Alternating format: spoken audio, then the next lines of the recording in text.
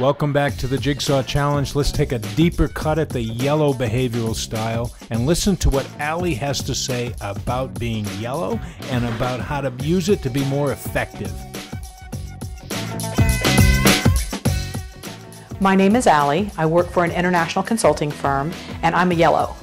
My friends would tell you that I'm probably the most optimistic person they know. If they need cheering up, I'm the one they call. What I found out when I learned about yellows is that that's consistent among yellows. And it's actually a strength we have, and sometimes it can be a weakness. For example, I realized something that I'd kind of known all along, but it became clear in this process that I do have a strength when it comes to getting along with people and meeting people, but it can backfire on me sometimes. It can actually be a weakness because I tend to be too trusting and maybe overly optimistic with people. So realizing that, I've learned that I need to be paying close attention to people and not just assume automatically that everybody is a friend or wants to join in what I'm doing or even wants to talk with me.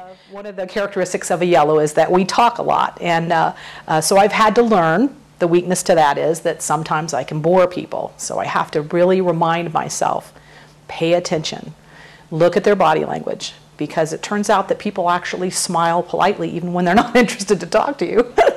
So I've learned I've got to remember to pay attention, make sure I'm not boring people. Just because it's interesting to me doesn't mean it's necessarily interesting to them. Another characteristic of mine is I tend to move quickly, but when you do that, you miss out on the details. So I have to remind myself, listen for details. What specifically does this person want? What's the by-when date? What and by when? And I've had to train myself to do that because it doesn't come naturally to me.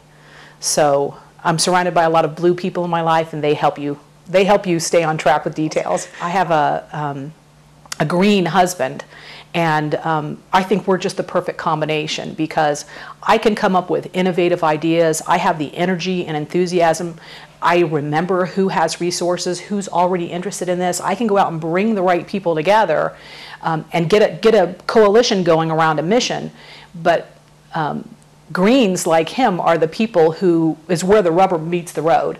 They are the ones who can find the most reliable, consistent way to produce the results. Someone like me, who's a yellow, sometimes just likes change for change's sake. So my green husband has had to make his peace with the fact that the furniture is going to get rearranged regularly, whether he likes it or not. As a yellow, my contribution to a team is that I can really help coalesce a team into a team. I'm the person who can hear all the diverse points of view. Because I genuinely respect and enjoy people, I know where they're coming from. I pay attention to that, and I can help them hear each other and give each other credit where credit's due. So I'm good at helping people make that contribution, whatever their distinct contribution is to the team's overall well-being. And I keep the energy and enthusiasm up. It's been so helpful for me to understand this, because what I found out when I learned about myself as a yellow were things that I always kind of knew in the back of my mind anyway, but I didn't put them all together. So it's made my life a lot easier. I don't have those miscommunications that I used to have.